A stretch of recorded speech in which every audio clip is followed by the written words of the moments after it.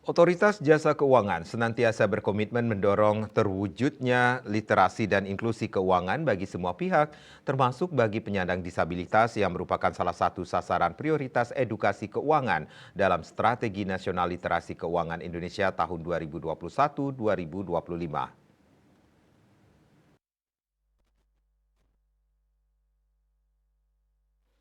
Kepala OJK Bali Kristrianti Pujirahayu di Denpasar menyampaikan dalam rangka memperkecil gap tingkat literasi dan inklusi di Bali dan Nusa Tenggara, OJK terus melakukan bauran strategi yang dilaksanakan antara lain melalui edukasi keuangan secara tatap muka, edukasi keuangan secara online, aliansi strategis dan juga melalui edukasi keuangan secara tematik.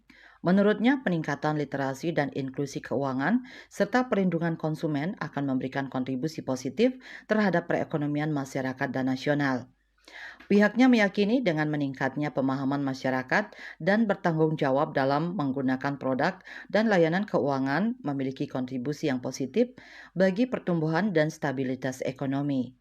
Lebih lanjut, OJK menjabarkan selama 2024 hingga bulan Maret, kantor OJK di Provinsi Bali, Nusa Tenggara Barat, dan Nusa Tenggara Timur telah melaksanakan 63 kegiatan edukasi keuangan di seluruh kabupaten kota yang tersebar di Bali dan Nusa Tenggara yang telah menjangkau lebih dari 6.900 orang dan juga edukasi melalui media sosial yang menjangkau sekitar 125.000 orang.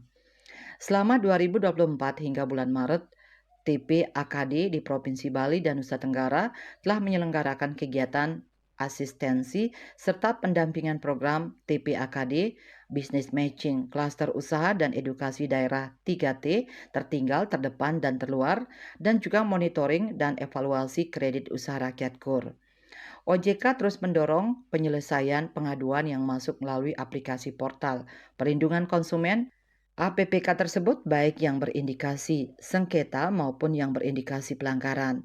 Terkait hal tersebut selama 2024 hingga bulan Maret, kantor OJK di Provinsi Bali dan Nusa Tenggara telah menerima 283 pengaduan.